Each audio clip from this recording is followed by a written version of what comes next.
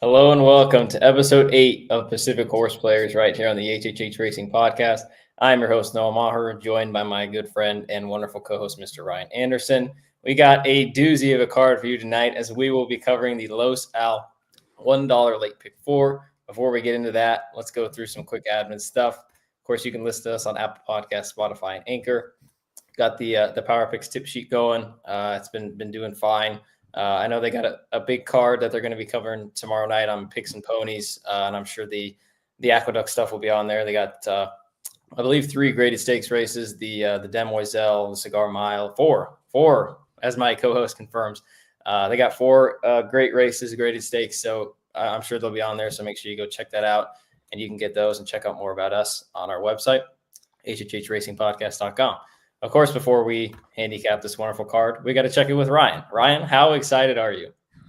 Man, I am beyond excited. And first, I gotta lead off by saying nobody has you covered coast to coast like the HHH Racing Pod. I guarantee you will not find another podcast out there covering Los Alamitos this weekend. I flat out guarantee it. But you and I are here. We're covering our West Coast tracks, and that's what we do best. So. I'm excited to get into it. We got a grade 2 stakes, so that's something. We won't talk about the last race on the card, but yeah, we got a grade 2 stakes, and we got some good races. Yeah, actually, the star that we were talking before, it's I think it's a pretty difficult race. So we'll see what we have in store when we get to it. Let's check out the comments. Katie's ready. Katie says, "Let's do this." Matt says the last leg of tonight's pick 3. Of course, Betting the Booze was before us, so make sure you go check that out. And then you guys, Jackson, and Kaylee did the Aqueduct show that I just talked about. And then we got the boss, of course. Shout out to Jackson Muniz for throwing out a bomb tonight. Yeah, that was in the second race at Turfway, a little contest. If you guys were able to check that out, he threw out Broken Justice, who I believe went off at 43-1, 45-1. Yeah. And absolutely blew up. Yeah, I picked chalk. I think I had like 6 chalks. So there was no chance that I had any chance of winning that after that. So shout out to Jackson. That was a hell of a call there. But let's go ahead and get into it. We're not here to, fart around. Let's get into Los Al, baby. First race on the card as I get the entries up on the board. It's a maiden 50 for Calbreds for the 3-year-olds and up. We got a field of 7. Morning line favorite could probably go down to the inside with the 1 Mining District. He did run a couple days ago, but I assume he'll probably be a force to be reckoned with in this race. I'll bring the picks up. Ryan and I are actually going in the same direction with the 2. I'm going 2-1-7. Ryan's going 2-6-1. Ryan, the 2 Majestic Palisades. This is a 3-year-old for Peterson and Aguilar, stretching out to 2 turns for the first time. Yeah, I thought this 2 deserved a look. A lightly raced 3-year-old, stretching out, going the 2 turns. Majestic Harbor out of Indian Charlie Mare should handle it. Has run respectable in 3 efforts versus maiden special weight level. Now drops in versus the claiming tag. That's the biggest drop in racing. Peterson, Dean Peterson doesn't do this move a whole lot, dropping down into maiden claimers, but is a good 2 for 6 with a $3 ROI. So I'm hoping this one just kind of sits the right trip. If Mining District rather is in this race, that's going to be some pace for this one to run into. And if not, maybe Majestic Palisades, just kind of sits the right trip, whether that's on the pace or close to it, should be the one to beat turning for home. So yeah, I was all Majestic Palisades on top, and it looked like you took the same. Yeah, I kind of thought similar to you. I know he's never been 2 turns before, but dropping down in class, his efforts over the course of his 3 races are fine. There's definitely no world beaters in here, as we'll get to some of them, but he's been short prices in all 3 of his races, and he's really run okay. So I think this is not necessarily as good a group as he's been facing. I just thought from a dynamic scenario, and you kind of thinking similarly, although you got the 6 and second, I thought maybe the 1 and the 2 could take him around the track, possibly. But like I kind of hinted to, Mining District only ran a couple of days ago. He ran on Sunday, but now he's getting into Calbred company. So what'd you like about him? Yeah, he's interesting. I like the run last time against Daddy Justify, who was the first half of Jackson's Get Hot double that he played closing weekend at Del Mar. So respect to him on that one. But man, I don't know. There just wasn't much to go off in this race, and this one's going to be forward. That long stretch at Los Al, I don't know what to do with it sometimes. Sometimes for these low-level races, you just want the horse that's going to be forward, and they just kind of keep on keeping on. But then other times, they kind of go a little too fast early, and they forget that stretch just goes on and on and on. But I don't know, if Mining District runs, something tells me he might open up in the stretch, and it might just be too much to wear down. But I didn't want to pick him on top here, so I saw a couple other horses with a little more value to me, but didn't want to leave Mining District out of it.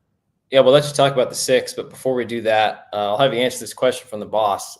He asked, why does the rail seem to be so consistently bad at Los Al when they do run the thoroughbreds, especially in the stretch? Which is, it's a good point. It's typically not great from what I've experienced. Yeah, I don't have a good answer for why the rail is so consistently bad.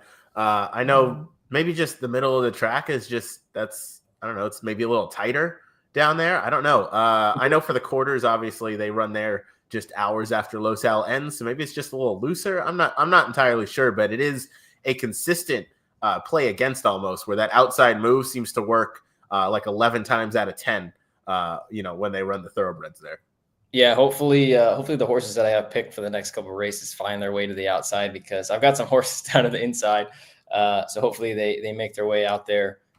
You've got the 6 and 2nd, who I believe is this Peter Miller horse, Big Gain. Yes. Vita Lescano hasn't had very many rides here at California. I know he did win one race. It was a maiden special weight either last weekend or the weekend before. But this is a horse that really hasn't done much wrong in getting back to the dirt. Yeah, and this one was the favorite in his two dirt tries I guess only one was with Peter Miller, but they're at a claiming level a little below this and at this level against state breds as well. So, he comes in here. I don't know what his price is going to be. Gotta kind of wonder about that one, I suppose. But Abel Lascano takes them out. That's not a name you see out here very often, but a Kentucky bred but Cal sired horse, I think, is how this one kind of sneaks into the conditions, which is always a little bit sneaky. But either way, I mean, start off with John Sadler, ran respectably behind Tapalo, who is a decent horse. Ran at Del Mar this past meet. I don't know the purpose of getting that one on turf, maybe just trying something out. Obviously far distance behind and the Oma the Brave. Blinkers off here. Maybe this horse just relaxes, gets to try the 2 turns for the first time. Just kind of taking a shot, hoping for a bit of a price though, because it says something to me that this horse was at least the favorite versus, this same company before. Yeah, it's interesting you make the point about the blinkers on, because he's had him on his entire career. When Sadler first trained him and he ran him on debut, he actually had him on when he ran it for the first time. So interesting that Peter Miller takes it off, just maybe try to get him relaxed and set a little bit, because they're going a little bit longer than he's used to. So just to try to get him to relax, and you should get a decent price. I was kind of thinking similarly for a horse at the price underneath. I would never play this horse to win because he's over 16, but it just seems like he's been facing better. I love the turf to dirt angle. I think Marcelo Polanco's, not as bad as his numbers show. Tiago Pereira is very capable, as some of these more high profile guys take the winter off or take the week and a half off at Los Al. So he's very capable. I think if the 1 and the 2 kind of duel with each other, and maybe a couple others go, because there are some horses that are stretching out and going 2 turns for the first time. I think this one could clean it up. I don't know if he's going to win, but maybe he'll get the job done in his 17th try. But that's kind of how the way I saw it and Ryan saw it. I'm going 2-1-7. Ryan's going 2-6-1. And we will move on to race 7. I'll go ahead and get that up on the screen here. Give me 1 second real quick. There we going the wrong way. There we go. Race 7 is the second race we'll be talking about. It is a 1-mile affair. It is allowance optional, claiming 20,000. This is for 3-year-olds and up. Morning line favorite could go a bunch of different ways, but he got another field of 7. I'll go ahead and bring our picks up onto the screen. I'm going 1-2-5. Ryan's going 2-1-3. So a little similar, but a little different again. You're going with the 2 Ryan Nauvoo. This is a horse that's been around for a while and knows nothing but speed. Yeah, this horse cost me last time at that lovely 11 buyer speed figure. I was trying to play the tournament to get into the BCBC tournament, the little last chance that they had, and I went all in on this horse. Yeah, enough said on that. 11 buyer, that horse is still trying to finish that race. So I'm running it back here. This horse has 2 tries of the Los Al dirt course, has 2 second places in that effort. This is a decently hard trying horse, comes back at the same level. So I like the confidence, not in for a tag. They're not giving up. Clearly something went wrong that day when this one stumbled out of the gate. This one needs to be forward. This one has no shot whatsoever. And last time out, that was a no shot trip. So comes back here. This horse is a Calbred at a Not This Time out of an Uncle Mo mare. I mean, the breeding's pretty great considering the circumstances here. Faces state breds once again, goes 2 turns at a course that he clearly has some sort of affinity for. This is another it's a nice horse for course angle. I would say just because that long stretch is a little weird for some of these horses. The track has a bit of a right turn in there on the back stretch heading into the far turn. So just all that kind of leads me to, I'm going to give this horse another shot. If it runs back to the 85 buyer 2 back, that's certainly an effort that could win here versus a group that's not super threatening. Yeah, even the race 3 back when he ran that 81, where he was actually off the pace a little bit and lost the Bertha Cool. I think that might even get the job done. But yeah, just like you said, he there's no way he can be as bad as he was last time. He had that really bad stumble. Win Ribbon was also in that race, so I have him 3rd. If I can just quickly touch on because of the stumble, Win Ribbon just seemed to kind of find himself in a really good spot. But maybe second time going the 2 turns in a while, just because he hasn't done it. He's been more of a 1-turn kind of type. I'm just worried that he kind of got the best of it last time just because of the stumble that the 2 had. And he is 8, so there's some trust issues there. But I got him in 3rd just in case. We'll talk about the 1 Ryan, who I've actually got on top. You've got in 2nd. This is a horse that is mainly a turf horse for Mike Pipey. He's only tried dirt once, but that was his first career start. Yeah, $400,000 colt that's still a 3-year-old, yet has 12 races under this one's belt, has kind of done what this one has wanted to do on turf, I guess. You haven't really seen a huge improvement. Just cleared this level last time out in the state bred non-winners of one other than, and then comes on to dirt, which I think because this one has a win in state bred company, not eligible for or not required to run for the $20,000. So comes in here. I don't really know too much of what to make of this one. I just know I like the breeding on this one. Just Adam Nyquist going to handle the dirt. There's a few going turf to dirt in here, which we kind of see as we get towards the end of that Del Mar fall meet before Santa Anita starts. There's just kind of that desire for some trainers to get a race into these horses before they kind of go back onto the turf. So I don't know if this one's going to have, his peak effort in here, but he is a 3-year-old. He clearly cost a good amount of money for Redham Racing as a Calbred. $400,000 is certainly no slouch. Sorry, the breeder was Redham, but owned by Slugo, and has just kind of changed trainers here and there, but has always been protected. So they clearly still like this horse. This horse has some ability, and maybe this one's going to get it done. Those horses at the top of the stretch may start to tire a little bit, just like the likes of my top pick, Nauvoo. And I know you picked this horse on top, so maybe you think similarly. Yeah, no, you mentioned the breeding. It's Nyquist out of a Square Eddie mare, so I don't really see any problem with the dirt. Like I said, he tried it in his first career start, but as I scroll down, you can see he stumbled, lost to Ayuso that day, so I'm not going to hold that against him. But he's taken to the turf well. It just seems like even as a 3-year-old and as he's already run 12 times, he just seems to kind of be getting better and better. The last race, when he got the job done a couple weeks ago at Del Mar, I thought was a solid effort. And again, there's nobody I'm really scared of. Maybe the 2 if he goes wire to wire, who you got on top. So I just went with him just kind of based off of talent and not necessarily with the concern that he won't take to the dirt. Last horse we'll talk about is the 3. You got the 3 and 3rd Jake Dutton for Steve Bryant, who's a guy I'm not very familiar with. This horse is 1 for 12 lifetime with 4 seconds, so maybe underneath play. Yeah, this was an underneath play. First, quick observation on the side. I didn't know your initials were RA, as it says on your formulator. You must be Oh, impersonating somebody. Uh, but just stick with Jay Dutton. Toss the last effort. 6 furlongs isn't, I don't think, what this horse really wants to do. Horse has 2 tries at the mile distance, 1 first and 1 second, so that's respectable enough for a horse that's only 1 for 12 with 6 other in the money finishes. So not really a horse that wants to win, I'd say, but a horse that at least gives you a decent effort most of the time. I mean, a horse at this level having 7 in the money finishes out of 12 starts, that's nothing awful. Has run in a couple grade 3s, is grade 3 placed, and has a grade 3 showing out of those efforts. Has a 4th in another stakes effort. So hard trying horse, given those were at Century Mile and Hastings. So maybe nothing, crazy, but he's not facing anything really tougher in that grade 3 than he's facing here, other than, I don't know, maybe 1 or 2 horses. But yeah, I'm going to go ahead and take this one in third. Most likely a horse I would like underneath, but you might get a decent price, and this horse might just find himself to the winner's circle, maybe just on accident. Yeah, no, I think you'll definitely get a decent price. I mean, me being a guy that follows California law, I don't know who the F Steve Ryan is. So you'll definitely get a good price there. But we'll go ahead and move on to the feature. But in race 7, I'm going 1, 2, 5, and Ryan, you're going 2, 1, 3. As I get the picks switched over now.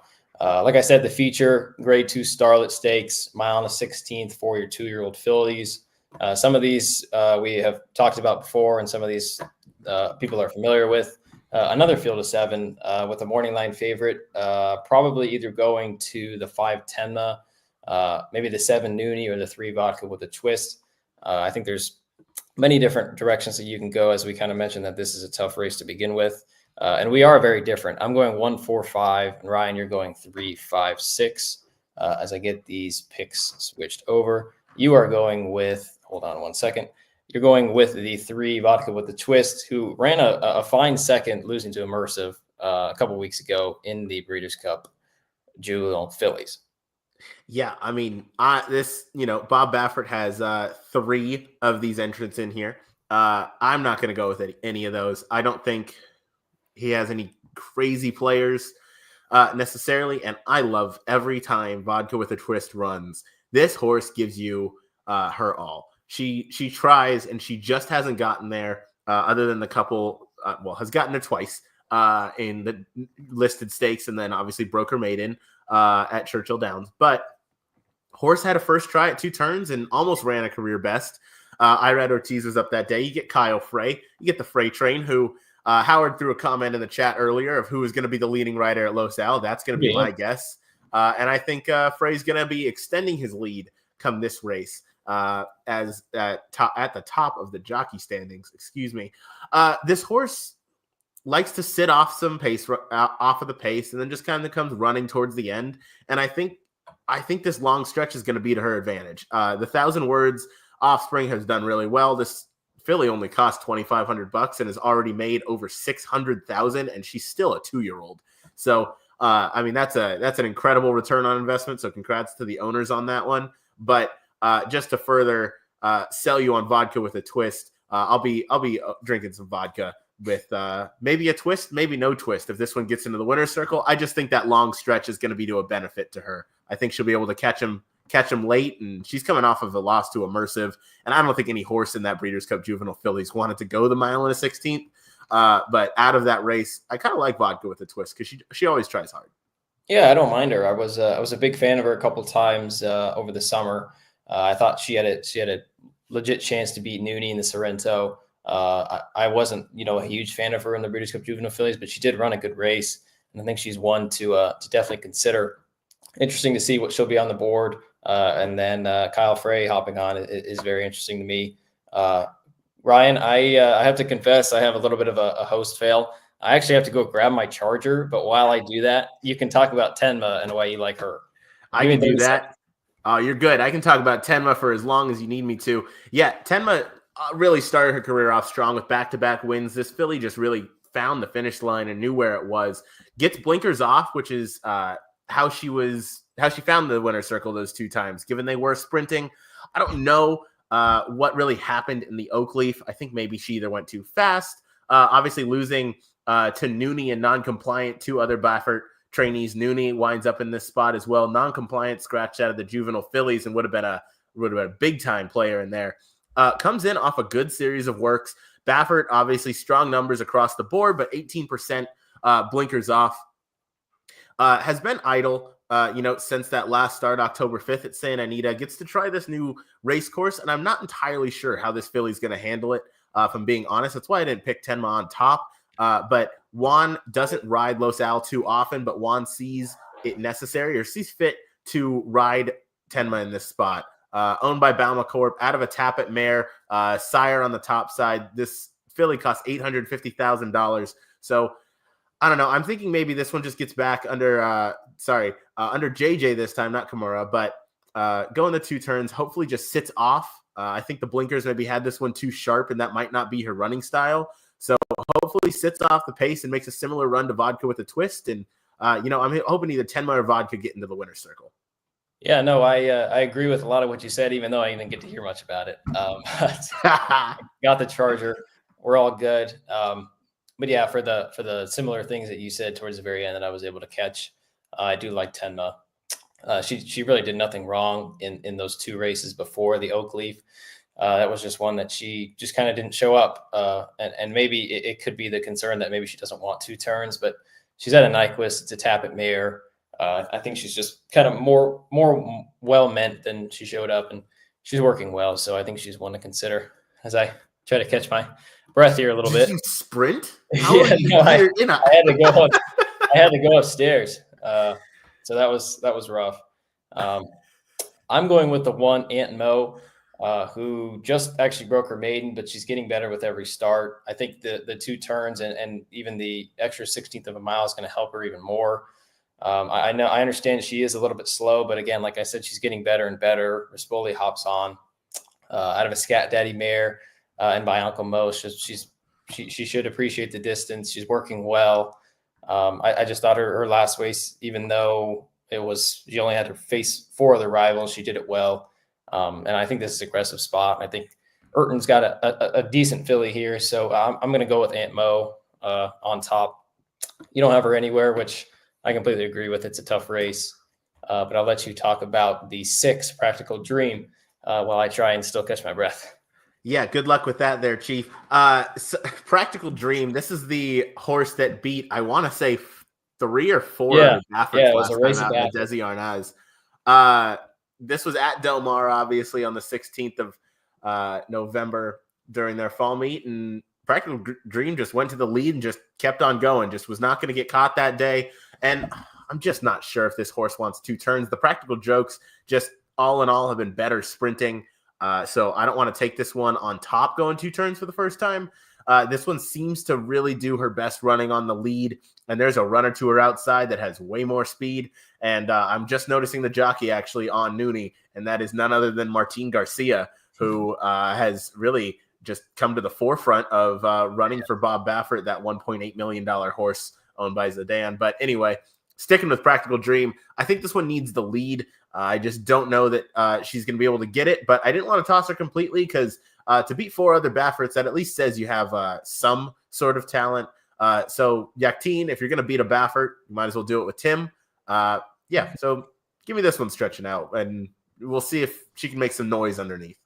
Yeah, I don't have any problem with her. I think you should probably get a decent price. It'll be interesting to see what that will be. Like you said, Yakteen beat the 3 Bafferts last time, so that was pretty funny to see. I think we might have been watching that race together.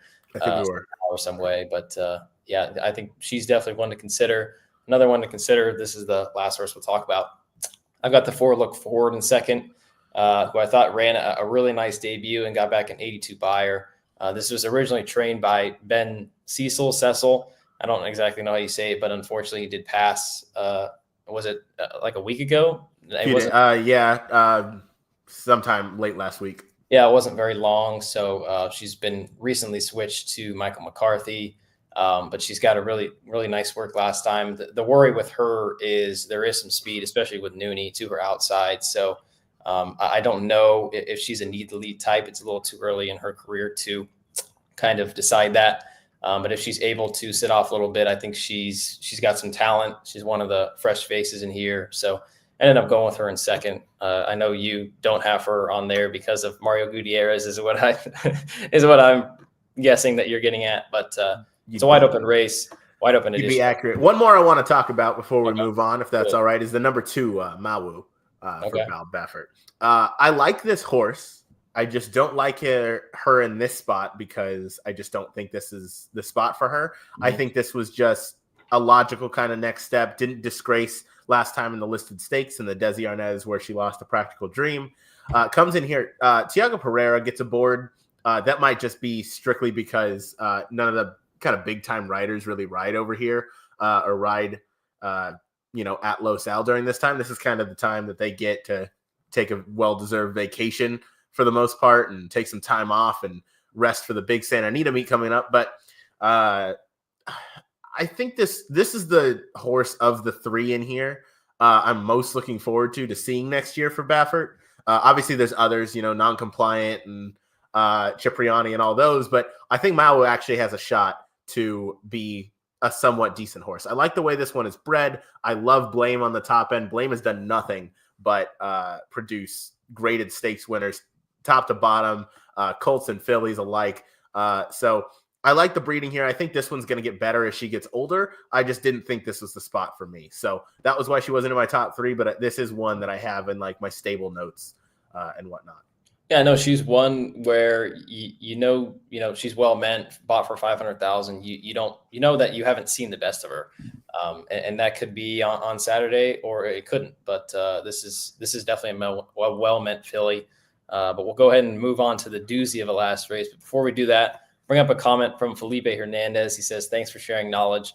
Appreciate all the West Coast racing platform you have here and no other shows to compete. Appreciate the kind words, Felipe." And then I'll throw this question to you real quick, Ryan. What trainer jockey combo really stands out to you? Because you're one of the guys that pays attention to, especially the jockey, more than maybe some others.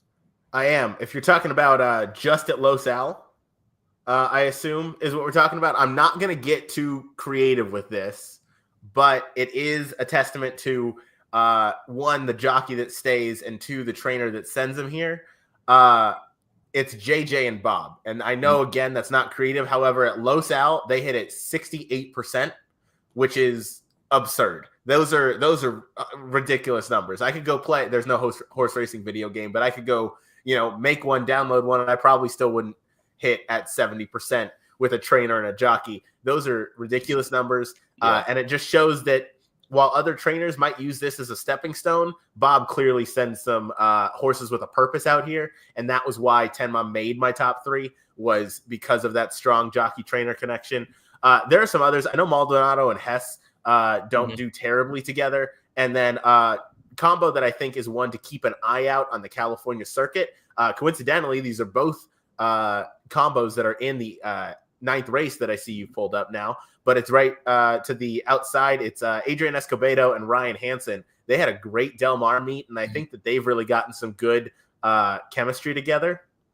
And I think that that's going to be one moving forward that you're going to be able to get some really, really good prices on, because those are a trainer and jockey combination that people just overlook all the time. And I think that, again, you're going to be able to get some good prices on those going forward. But in terms of the trainer jockey combo that stand out, it's the 70% for Bob Baffert and Juan Hernandez. That stands out like a sore thumb.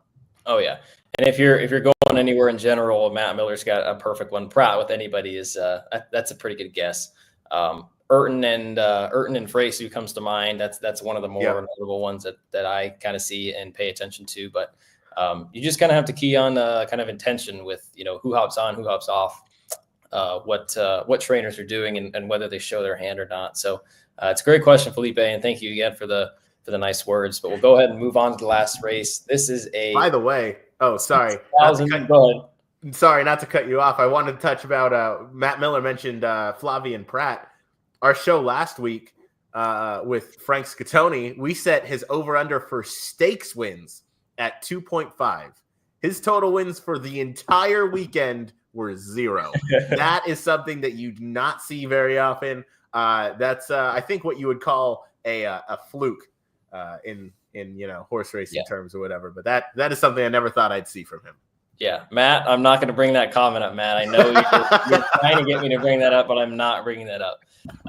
Before this gets any more crazy, let's finish it off with the 9th race. $6,250,000 claimer, 5.5 furlongs. Of course, it's on the dirt because that's all Los Al has. We got one more horse in this race. We got a field of 8, 3-year-olds and up. Morning line favorite. I have absolutely no idea, and I have absolutely no idea who's going to win the race. Pick a number. Yeah, that's as good as it's going to get. But we got horses. Somehow we came up with horses. I've got 8-7-3. Ryan's got 5-8-2. Of course, I'm going to give you the pleasure of talking about this race first, Ryan, with the 5 Big Chizola for Bays and Steve Knapp. Yeah, absolutely. The Big Chizola is in a spot where but anyway, 62. This is a bottom level claimer. This is any one of these horses could win. I don't have a super strong opinion. This horse has done some of his more respectable running at Los Al and at the 5.5. Just seems to be coming in here looking like a horse that's going to be placed in the right position, going this distance at this track and at this level. Has been able to run pretty fast. You see some red time form figures back in August at Del Mar, going 21 and 44 and change and whatnot. Clearly has the ability to kind of be thereabouts regardless of the pace. This one seems to do his best running up on the lead, and that's kind of where I was leaning. You see there is no kind of early and late pace figures in here, as that would just be a guessing game for whoever makes those numbers. We'll show the time form. We can show the time form, and we can see where they have everybody placed. You see my 5 is somewhere close to the lead, and who knows where these ones are going to finish. We might have an 8-way photo finish in this race, and I would not be surprised, or a horse could win by 37 lengths. It's really just going to depend on what horse is going to come with their A game that day. My bet's going to be on the Big Chizola. Decently priced horse, has run a lot of its races and is pretty consistent considering the fact. There's a bottom level race, but this one constantly turns in mid 50s, low to mid 60 buyer speed figures, regardless of the barn that he's in, regardless of the track that he's at. Only 1 for 15, but you got to take a stand somewhere. So Big Chizola on top for me. I could sit here and tell you reasons why I don't like the Big Chizola, but I have no effing clue who the hell's going to win this race. So let's just move on to the horse that we somehow both have in the top 3, which is the 8 SY Dream. For Escobedo and Hansen, who's a combo that you mentioned. You've got him in second. I've got him on top. Coming in with a stellar bullet workout of 47 flat for 4 furlongs a couple weeks ago. That's right. That was part of the reason I took this horse on top. The other part was this horse has some good runs at the quarters over this track, including a 63. I don't think that's a buyer speed figure, but a 63 speed figure over the Los Al quarters track, winning by 3 lengths, going 1,000 yards. So that's, nothing to shy away from, I guess. But this is that combo I was talking about. And this is a major class drop for this horse. Last time out on turf, that's pretty much walking the dog, but was dueling on the lead there. To go 23 and 46 at Del Mar is pretty hilarious if you're going to lose. So I think the drop in class is definitely warranted. And again, was dueling that day. So this is clearly not a 2024 Kentucky Derby horse or 2025, Breeders' Cup Classic horse or anything crazy like that. Hansen and Escobedo, they hit at 18% out of 33 starters. They have over a $4 ROI, which I think is worthwhile. And Jackson with a solid comment, along with Howard. They both know that the 1,000-yard races, they really come back. And 1,000 yards in the 5.5 furlongs is, it's like a little over a furlong and a half, I think, if I'm doing my math right in my head. Conversions. Exact conversions. Thank you. Yeah, it's a good angle, especially when you're at these low level races where really any horse could win. So give me the outside horse and on a track where outside speed is normally best, and you don't want to be on the rail. Yeah, outside speed. That's all you need to say. I guess we're probably doing something wrong because we had the comment from Howard and the comment from Jackson that said if you want the winner, you come with the horses that came from the 1,000-yard races. But yet again, your horse was running at 5.5 and mine was running at 5. So good luck to us. The horse that I have in second is directly to the inside. Funny enough, is another combo that we mentioned, Maldonado and Hess. This is a horse that broke his maiden up at Pleasanton, an $8,000 claimer, just went to the lead and took him the whole way. And if he happens to do that again, I would be delightful, because that's why I've got him in second. No need to really talk about him other than that. So let's see some other horses that we can talk about. You've got the 2 Running Tiger for Cesar Ortega and Cesar de Alba. I believe that's Cesar Ortega, isn't it? Yeah. But this is actually one that is coming at 1,000 yards. So, maybe you got a shot here. Oh, yeah, this is the 1,000-yard angle 100%. So I'm going to ride this one straight to the winner's circle. I know I picked this one in third, but this is going to be a read the tote board, pick a price, and get her done, because Running Tiger is going to do just that. Wait, Jackson said, did I just say 1,000 yards? Is no, I meant about a furlong and a half away from 5.5 furlongs. No. I did not say 1,000 yards is a furlong and a half, Jackson. My math is not that bad. I did not. Okay. I don't even need to defend myself with that one right now, but I'm taking Running Tiger coming out of these 1,000-yard races. Coming out of these 1,000-yard races has run competitively. Is at this level 6 versus 62.5. Obviously in the lifetime stats on DRF, you don't see the quarters action unless you look for the dirt fast over on the top right, in which you can see this one has 5 in the money tries of the 10 starts going in or around this distance. So I mean, yeah, just let's try it out. You're going the full stretch this time, and I mean, I've picked worse horses, so why not this one? Why not Running Tiger to run them all down? Yeah, I think I would pick this horse before I took Jackson's 11 at 43 to 1 at Turfway. So I see your point here. There's not really much to say. Last horse we'll talk about is the 3 One Bid, who I've gotten third. Was one that's he's actually not coming out of a 1,000-yard race, but he is coming out of a race at night. It was the first race on November 9th. This is a horse that actually you got a 55. I'm pretty sure that's a buyer. And I'm thinking maybe off of the long layoff. He had been off since January, came back in November, got the job done. So maybe he's kind of stepping forward. He's got a chance to improve a little bit more and maybe run his best race ever. Second time off of that long layoff. Payeras and Morphin are guys that definitely do well, especially at nighttime. Sometimes in the day, Payeras will hop on some nice horses and get the job done. And Matt Miller clarifies for us 1 furlong is 220 yards. So it's a little over 4.5 furlongs. Just a little 220 yards is just a little shorter than 1,000 yards. So just to clear that up. That's who I got in third.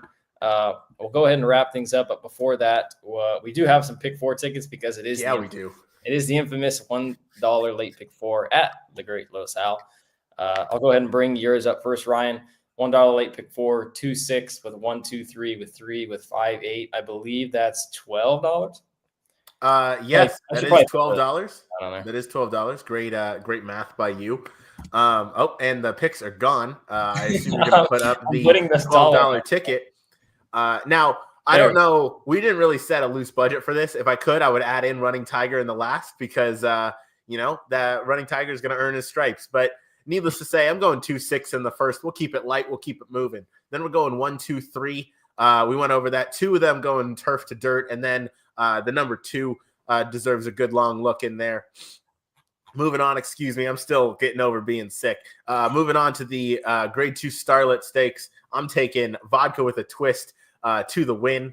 The comment section is great tonight, everybody. Thank you for participating. And yeah, I have no other comments. Then 5-8 in the last. I mean, that is quite the get out race. Excuse me. So if I could, I'd probably go all. But you can't. So I want to take a stand. So I'll go 5-8, maybe 2-5-8 if we gave ourselves a bigger budget. But I think we tried to keep it, under $15 or so. So yeah, I like this ticket. It should pay a decent amount. And don't forget, Los Al does do it right. They got the $1 pick 4, the classic $2 pick 6 that I will never touch in my life because I just low sal that many races. I can't do it. But little $1 pick 4 action, though, you can find a couple horses. My key here, which wasn't really prevalent with these races, but in general, if anybody is curious, I love to watch, love to see those horses that, have runs over the track and have done well. That's typically a good sign. And, get a couple singles in that late pick 4 and you can get some balloon payouts. Yeah, no, if you're going to play a bet, one specific bet at low sal, I think that this one right here is the one you should play. And that's why we're giving it to you. We know what the audience wants, and that's why we're covering it tonight. Unfortunately, we cannot both hit the pick 4 because we have 2 different solos in the same leg. In the first leg, I'm going 1, 2, 5, 7. I believe I had 1, 2, 7, but I'm throwing in the 5. It's another horse that's turf to dirt, and I just don't trust anybody in that race. In race 7, like I said before, I thought it was kind of a 2-horse race with the 1 or the 2. I know the inside isn't great, but if Naboo can kind of take him the whole way, I would be fine with that. And then maybe the horse that's going turf to dirt takes 3 for Pipey. If he translates to the dirt, I think he's got a real good shot. And then in the Starlet, I'm taking a swing with Aunt Mo. I know I told you we should keep these tickets a little under a smaller budget. So Aunt Mo was one of my stronger opinions of the day. So I just figured it's either her or it could be anybody. So ended up going with her as a single, and then just praying with 7, 8 in the last. Hopefully I can get through that. I'm hoping one of those 2 gets the lead and is able to take them the whole way. I'd love to see the morning lines in that last race because I do not envy the job of, I think it's still Jeff Siegel. Do not envy his job making those morning lines. That would be impossible to make accurate. That's a tough last race. Yeah, no, that's it's going to be interesting. That's definitely a tough job. But if you guys are playing, good luck. Final thoughts, Ryan, anything you want to talk about over with your show, insert advertisement here. Yeah, let's get this 6 home at Turfway Park in the finale. Cap off a nice little pick 4. And tune in tomorrow over on the Gallop Out YouTube channel. My guy Jackson and myself, we're breaking down the opening day at Oaklawn Park. Awesome dirt racing going on over there. Big full fields, huge purses, competitive Advent stakes that we're going to be going over as well. And excited to get the Oaklawn meet underway. We got Turfway underway tonight. We got Los Al coming up this weekend. It's a weekend of opening days. Not to mention the large Saturday stakes filled card. Myself, Jackson, and Kaylee just covered over on the Gallop Out, breaking down that. And obviously check out Picks and Ponies on this channel, giving you another set of opinions for that race or for those races on Saturday at Aqueduct. So that's what I got going on. And obviously another week at PHP is a good one. Yeah, Ryan, they're actually running the finale at Turfway. Should we stay on while this race is? I got it. I got it going on. Let's commentate for the people. The 6 looks to be, I can't tell, the chicklets are off. I think the 6 is between horses a little bit here in a spot, but I'd prefer to maybe have this one in the clear. Gonna need this 6 to get home and make myself have a nice winning debut night at Turfway Park. 6 is under a ride. 6 certainly doesn't look like he's gonna win from that position, but maybe he can, kick it into high gear here. He seems to have a tiny bit of run. He's coming, but the 5 looks gone. That is the 5 harmonica, which is hilarious, as that was the one, Howard, you and all of us. That was our toss out of there. So that's the 5 harmonica playing his way to the winner's circle. And that is a tune I would not like to hum. So that is what it is. It's Turfway, though. Yeah, it's Turfway for sure. That's going to wrap things up for us. For my wonderful co-host, Ryan Anderson, this has been your host, Noah Meagher. Episode 8 of Pacific Horseplayers, covering the Los Al $1 pick 4. Make sure you go check Ryan out. Make sure you go check us out next week. And make sure you take care. Good night, everyone. Peace out. PHP out.